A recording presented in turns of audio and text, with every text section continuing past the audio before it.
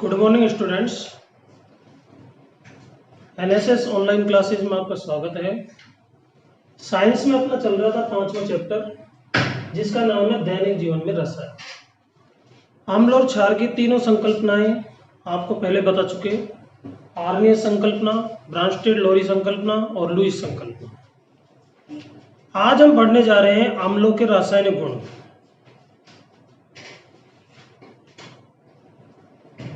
अम्ल व क्षार के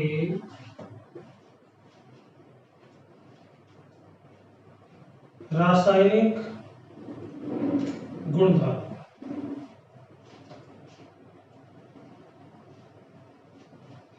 यानी कि अम्ल व क्षार की जब हम किसी विशेष यौगिक से विशेष तत्व से क्रिया करवाते हैं तो क्या बनता है, ये सब इसके अंतर्गत आता है। तो इसमें आपको क्या क्या ध्यान रखना है। पहला, किससे क्रिया कराएंगे? धातु से। धातु से क्रिया।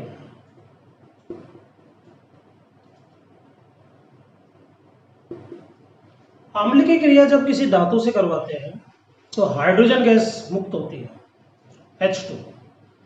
जैसे आपने कोई भी अम्ल लिया, एग्जाम्पल आपको पहले बता चुके, बहुत सारे एग्जाम्पल हैं।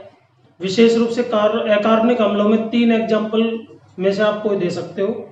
हाइड्रोक्लोरिक अम्ल HCl, सल्फ्यूरिक अम्ल H2SO4 और नाइट्रिक अम्ल HNO3। तो इन 3 में से कोई भी एक ले लिया। जैसे हाइड्रोक्लोरिक अम्ल ले लिया HCl, और धातु कोई भी ले ली, मान लीजिए Mg ले ली, मैग्नीशियम। अब अभी क्रिया लिखना बिल्कुल इजी है। यहां पर Mg धनायन है, Cl ऋणायन है। हमेशा धनायन किससे क्रिया करता है? ऋणायन से, तब जाकर यौगिक बनते हैं। तो Mg ने क्रिया करी किससे? Cl से, इस तरह से। अब हम जानते हैं Mg की संयोजकता कितनी होती है? 2। और क्लोरीन की संयोजकता होती है 1। इंटरचेंज करेंगे तो सूत्र बना MgCl2, अर्थात यहां पर जो यौगिक बनेगा वो बनेगा MgCl2। Cl के यहां से हटने के बाद में बचा H। H किस रूप में मुक्त होगा? H2 के रूप में। तो H2 यहां से मुक्त हो जाएगा। ये गैस है तो गैस के आगे इस तरह का एरो लगा देंगे ऊपर की तरफ, क्योंकि गैस हमेशा कहां जाती है? ऊपर, वायुमंडल में। तो यहां पर H2 लगा देंगे, संतुलित करेंगे। यहाँ Cl2 है, यहाँ Cl1 है, यहाँ 2 लगा दो। हाइड्रोजन अपना आप ही संतुलित हो जाएगा, 2 बराबर। इस तरह से जब भी किसी अम्ल की क्रिया धातु से करवाई जाती है तो हमेशा कौन सी गैस मुक्त होती है? H2 यानी कि हाइड्रोजन गैस। ओके, और एक एग्जांपल लेते हैं। बहुत ही मोस्ट पॉपुलर एग्जांपल है, प्रयोगशाला में हाइड्रोजन बनाने की विधि भी है ये। सल्फ्यूरिक एसिड की क्रिया करवाई जाती है किससे? जिंक से। सल्फ्यूरिक अम्ल का फॉर्मूला H2SO4, जिंक Zn। अब देखिए बच्चों, बिल्कुल इजी है। Zn धनायन, SO4 ऋणायन। धनायन की क्रिया ऋणायन से करवाई तो Zn और SO4 क्या बनाएंगे? Zn की संयोजकता 2, SO4 की संयोजकता भी 2। 2 से 2 हट गया, समान संयोजकता होने पर हट जाती है। फॉर्मूला बन गया ZnSO4। तो ये बन गया ZnSO4 प्लस H2। संतुलित ये ऑलरेडी है। तो ध्यान रखना, जब भी अम्ल की क्रिया धातु से करवाई जाती है तो हमेशा कौन सी गैस मुक्त होती है? H2। इस चीज को आपको अच्छी तरीके से याद रखना है। अम्ल की क्रिया धातु से करवाते हैं तो कौन सी गैस मुक्त होती है? हाइड्रोजन यानी कि H2। हाइड्रोजन गैस की पहचान कैसे होती है? कैसे जानेंगे कि ये निकलने वाली गैस हाइड्रोजन है? अगर आप हाइड्रोजन के पास में कोई जलती हुई मोमबत्ती या माचिस की तीली ले जाओगे तो वो पॉप ध्वनि के साथ जलती है, फट फट के ध्वनि। जैसे पॉपकॉर्न भूनते हैं मक्के के, तब जो आवाज आती है इस तरह की आवाज आएगी, फट फट फट। ये हाइड्रोजन की पहचान है। ठीक है, नेक्स्ट।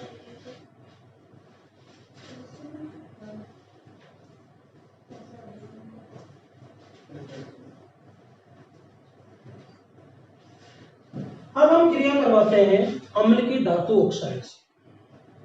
सेकंड, अम्ल की धातु ऑक्साइड से अभिक्रिया।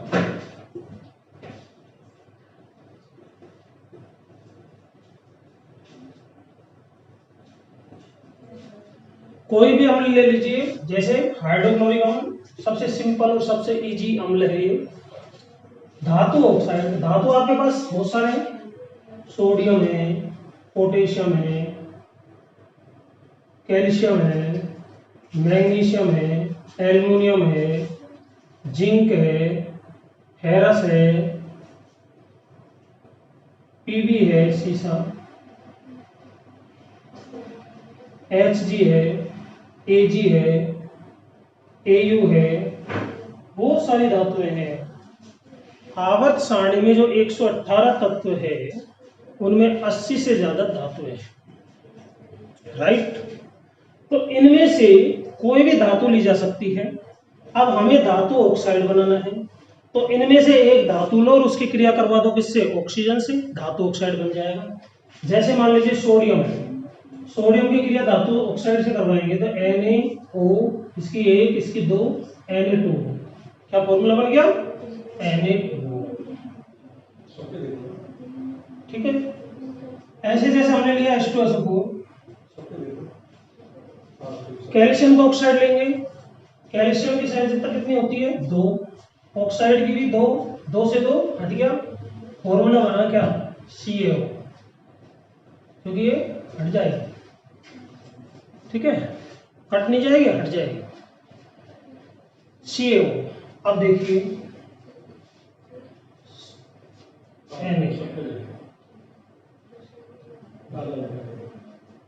Na क्रिया करेगा किससे? Cl से, तो बना लेगा NaCl प्लस H और O, चाहे कितने भी HO कितने भी O हो, जब आपस में मिलते हैं तो हमेशा बनता है H2O। तो इन दोनों की क्रिया से बन गया H2O। यहां पर देखेंगे कैल्शियम धनायन, सल्फेट ऋणायन, इनकी क्रिया करवाई। कैल्शियम की संयोजकता 2, सल्फेट की संयोजकता भी 2, 2 से 2 कैंसिल, क्या बना? CaSO4 प्लस H2 और O मिलकर के बना लिया क्या? H2। इस तरह से आप उदाहरण दे सकते हो। अब इसमें बच्चों एक बात ध्यान रखनी है, ये अम्ल है, ये बना लवण और ये बना जल, तो ये रिक्त स्थान, समझना इस चीज को। ये अम्ल लिया, हमने किसी चीज से क्रिया करवाई, लवण और जल बना। अब इसकी उदासीनीकरण अभिक्रिया से यदि हम तुलना करें तो उदासीनीकरण अभिक्रिया हमसे क्या कहती है कि अम्ल की क्रिया जब क्षार से करवाते हैं तो लवण और जल बनते हैं। तो यहां पर 4 चीजों में 3 चीज आपको पता चल गई, लवण, अम्ल बना गया, लवण और जल, तो निश्चित रूप से यहां पर ये किसकी भूमिका निभा रहा है? CO, क्षार की, अर्थात इसकी प्रकृति कैसी है? क्षारीय प्रकृति है। तो हमेशा ध्यान रखना धातु ऑक्साइड की प्रकृति, धातु ऑक्साइड की प्रकृति क्षारीय होती है। बोर्ड में एक बार ये पूछा भी गया है कि धातु ऑक्साइड की प्रकृति कैसी होती है, तो आपको बताना है धातु ऑक्साइड की प्रकृति क्षारीय होती है, क्योंकि अम्ल क्षार से क्रिया करके लवण और जल बनाता है। तो धातु ऑक्साइड की प्रकृति हो गई क्षारीय। ओके, तो ध्यान रखना जब भी किसी अम्ल की क्रिया धातु ऑक्साइड से करवाई जाती है तो हमेशा लवण और जल बनते हैं, और धातु ऑक्साइड की प्रकृति कैसी होगी? क्षारीय।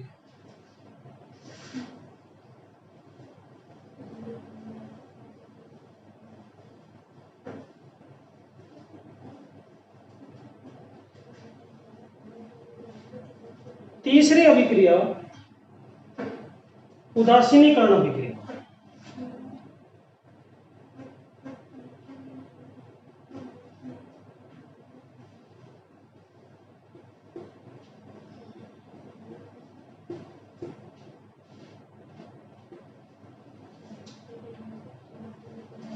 उदासीनीकरण अभिक्रिया क्या होती है? जब अम्ल व क्षार की निश्चित मात्रा, या आप ऐसे लिख सकते हो, जब अम्ल व क्षार को निश्चित अनुपात में मिलाया जाता है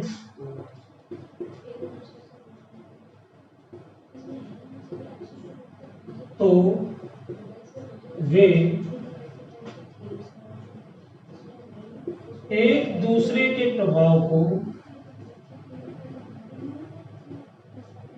समाप्त कर देते हैं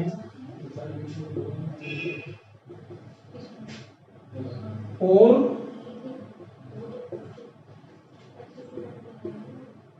लवण व जल बनाते हैं। इसे कहा जाता है उदासीनीकरण।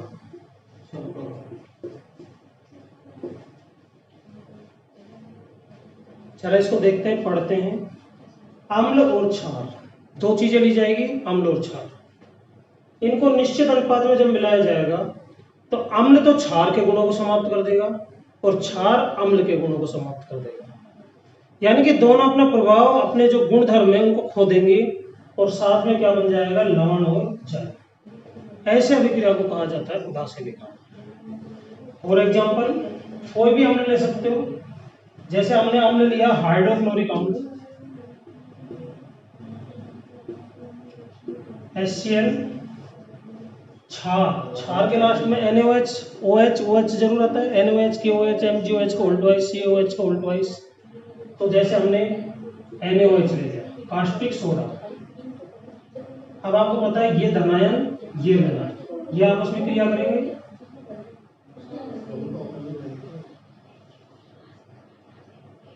Na ने Cl से क्रिया करके क्या बनाया?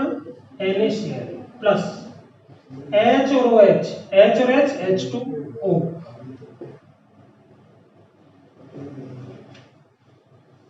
तो देखिए, अम्ल, ये क्षार, क्या बना? लवण, और ये जल। अर्थात अम्ल और क्षार की जब भी अभिक्रिया करवाई जाएगी अम्ल के क्षार से, तो हमेशा लवण और जल प्राप्त होंगे। इस अभिक्रिया को कहा जाता है उदासीनीकरण अभिक्रिया। ठीक है, आगे चलें।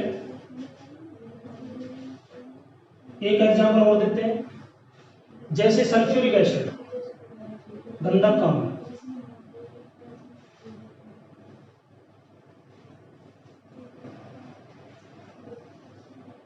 H2SO4, और क्षार ले लिया KOH, कास्टिक पोटास। तो बच्चों देखें, यहाँ पर SO4 किससे क्रिया करेगा? K से, क्योंकि ये धनायन है, ये ऋणायन है। अब आपको पता होना चाहिए K की संयोजकता होती है 1 और SO4 की संयोजकता होती है कितनी? 2। सभी जानते हो।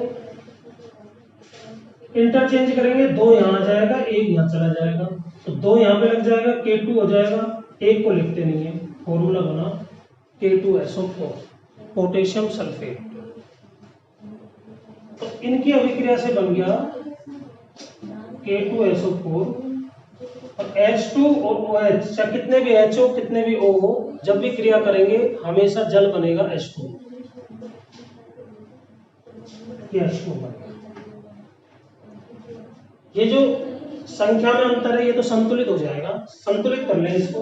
K2, 2 K है, यहाँ 1 है, तो यहाँ 2 लगा दो।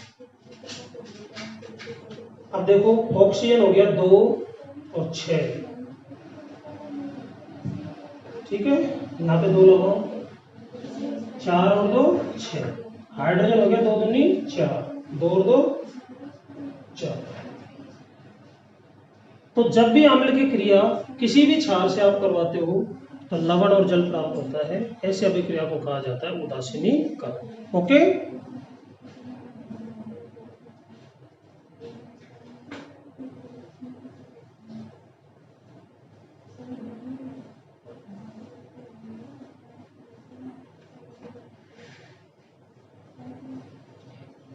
अगली जो अभिक्रिया है,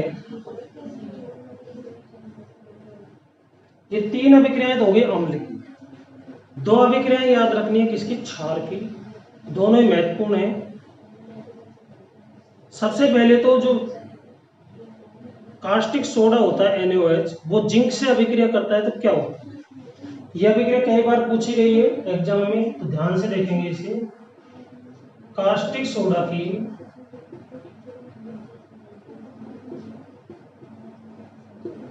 जिंक से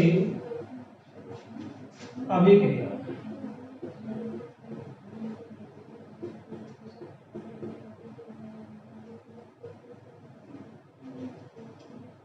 कास्टिक सोडा का फॉर्मूला NaOH, जिंक Zn, सभी जानते हो। इन दोनों की जब भी अभिक्रिया करवाई जाती है तो एक कॉम्प्लिकेट यौगिक बनता है, एक जटिल यौगिक बनता है जिसका नाम है सोडियम जिंकेट। कौन सा यौगिक बनता है, इधर जरा रेफर करें हम, याद रखना है ये सोडियम जिंकेट।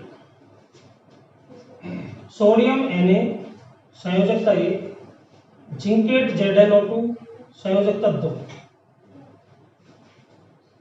तो यहाँ आएगा, एक यहाँ जाएगा, क्या बन जाएगा Na2ZnO2।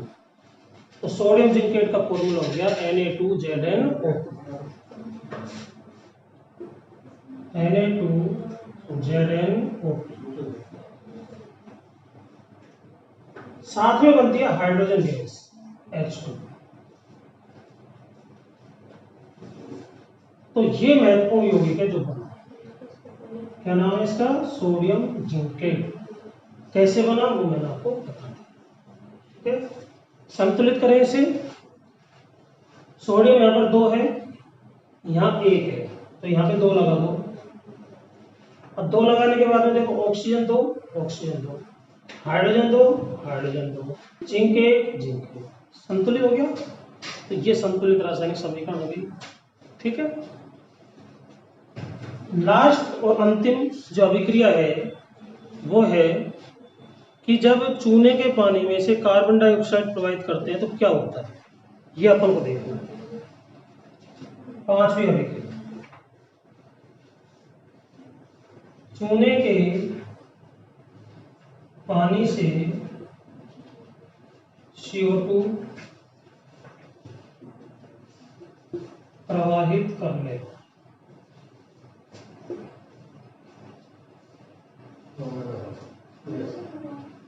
ये कार्बन डाइऑक्साइड की एक जांच से भी है, एक टेस्ट भी है कि आप कैसे पहचानोगे कि बनने वाली गैस कार्बन डाइऑक्साइड है। जैसे हाइड्रोजन का हमने देखा कि हाइड्रोजन के पास में जलती हुई मोमबत्ती ले जाओगे तो कोक ध्वनि या फटफट की ध्वनि के साथ जलती है।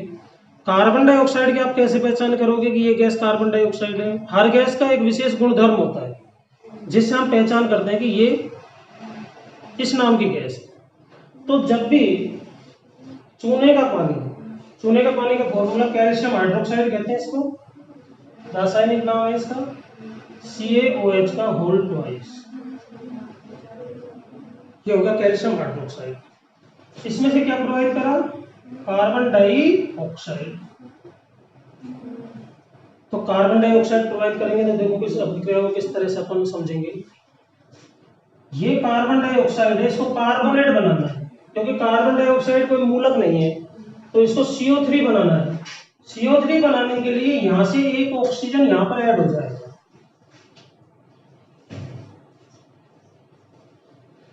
एक ऑक्सीजन यहां से निकल करके कहां पर ऐड हो जाएगा, यहां पर। तो ये हो जाएगा CO3 कार्बोनेट मूलक। कार्बोनेट मूलक की संयोजकता 2 होती है, माइनस में आप जानते ही हो। तो यहां से एक ऑक्सीजन इसमें ऐड करा, एक ऑक्सीजन ऐड करने के बाद में ये बन गया CO3। क्या बना, CO3। अब देखिए कैल्शियम इस CO3 से क्रिया कर लेगा, ये इससे क्रिया कर लेगा। दोनों की संयोजकता 2-2 है, कैल्शियम की भी 2, CO3 की भी 2, 2 से तो हट जाएगा। फॉर्मूला बना CaCO3, CaCO3। ये तो बन गया यौगिक। साथ में क्या बचा, कैल्शियम यहां से जा चुका, यहाँ O2 थे, हाइड्रोजन भी 2 थे, एक ऑक्सीजन वहां से निकल गया। तो हाइड्रोजन बचे 2, ऑक्सीजन बचा 3, अर्थात ये बन गया आपका जल। तो ये कैल्शियम कार्बोनेट बनता है, इसी के कारण चूने का जो पानी है वो दूधिया हो जाता है, दूध जैसा व्हाइट। ये कार्बन डाइऑक्साइड की पहचान है। जैसे चूने का आपने पानी लिया, उसमें आपने फूंक मारी, फूंक मारने से हमारे अंदर से कौन सी गैस निकलती है? CO2। तो CO2 उस चूने के पानी से अभिक्रिया करके कौन सी गैस बना लेगी? कौन सा यौगिक बना लेती? Calcium carbonate CaCO। इसी के कारण चूने का पानी क्या हो जाता है? दूधिया। तो ये थे अम्ल और क्षार के रासायनिक गुणधर्म। ये 5 अभिक्रियाएं आपको अच्छी तरीके से समझा दी गई है, इनको घर पर रिवाइज करें, समझें। ठीक है, आज इतना ही, आगे नेक्स्ट लेक्चर में करेंगे। Thank you very much.